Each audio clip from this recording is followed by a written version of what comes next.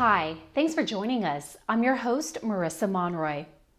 Austin Resource Recovery has put up some impressive numbers over the last month when it comes to storm debris collection. The department, tasked with picking up all of those broken limbs from that February ice storm, has more than 70 crews working around the clock. Since March 1st, those crews have collected more than 100,000 tons of storm debris. Since the start of the cleanup, crews have hauled more than 14,000 loads. Collections are still happening 7 days a week. Some city parks are serving as temporary storage areas to help speed up cleanup efforts. The first pass of debris collection is expected to be done by the end of this week. Second and third passes across the city should be completed by the end of April. After that, ARR customers should call Austin 311 to request curbside debris collection through June. Large tree limbs and branches, shrubs, and leaves, those can also be dropped off at Austin Water's Hornsby Bend Biosolids Management Plant. To get more information about drop-off locations and times, visit austintexas.gov/storm debris. The National Science Foundation awarded a Stage 1 Civic Innovation Grant to the Downtown Austin Community Court and the University of Texas at Austin. The goal is to design a platform to provide timely and tailored wraparound services for people experiencing homelessness. We are all researchers on a grant that we received from the National Science Foundation for the Civic Innovation Challenge, which is all about applied research in the community, challenges that we face, and how do we move forward.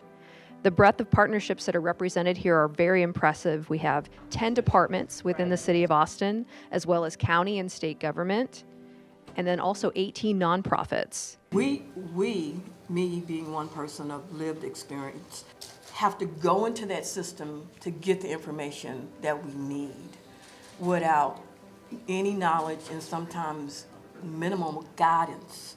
If you ask me what the number one issues are in homelessness in our city, it actually has a lot to do with who's working in the system, and it's a lot about recruitment and retention of employees. Some of my clients that have to have a new caseworker every 3 months, and then it takes 6 months to get trained on the system they're using. It's exhausting for the clients, it's exhausting for the agencies, and all that institutional knowledge is just lost every few months. The collective vision that we came up with, roughly speaking, is that everyone in our community has the housing they want, the services they need, without undue burdens and barriers. I think the greatest challenge for us is understanding and having a fuller picture of people's circumstances.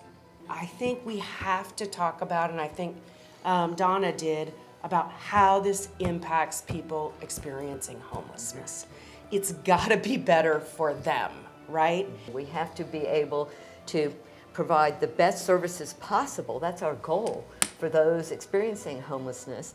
The Downtown Austin Community Court and UT Austin are pursuing another NSF grant opportunity for Stage 2. That would provide resources for implementation of this design. Austin Energy recently spent some quality time with future engineers and scientists as host of one of the largest science festivals in the state. More than 3,000 students participated in this year's Regional Science Festival. All right, this is the last day of the Austin Energy Regional Science Festival.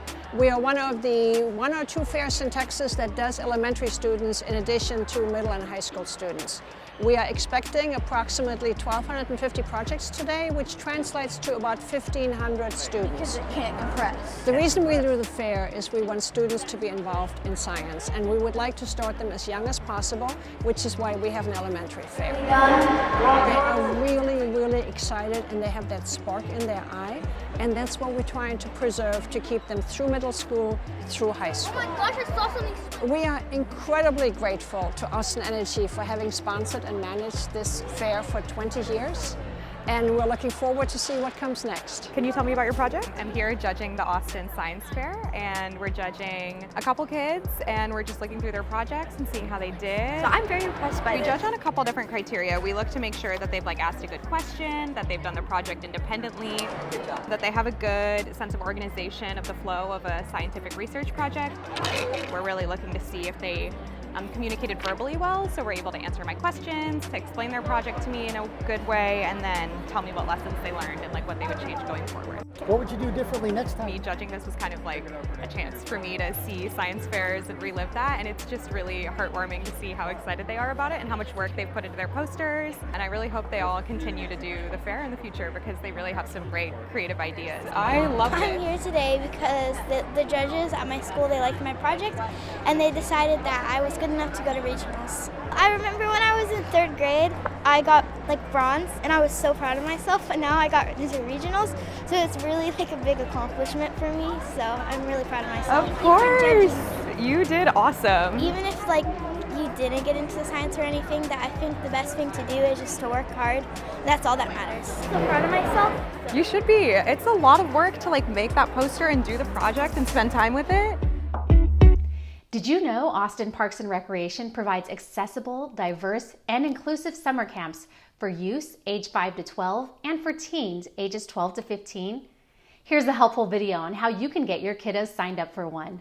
Are you looking for an enriching summer camp?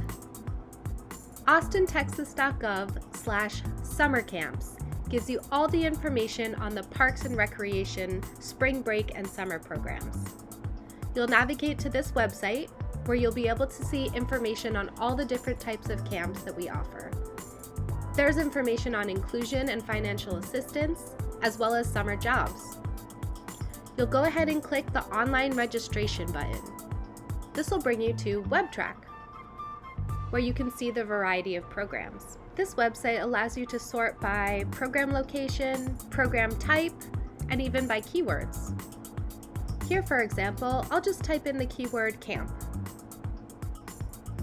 Hit search, and now you'll see all of the programs tagged as camp. Now you'll notice some of these programs say available, you can go ahead and sign up right now, or some of them will say waitlist.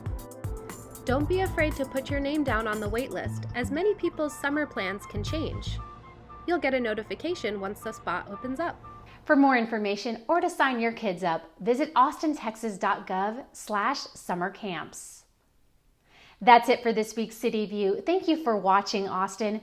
Be sure to catch up on all of the latest information on atxn.tv, our social media channels, and on our webpage, austintexas.gov. Stay well, Austin.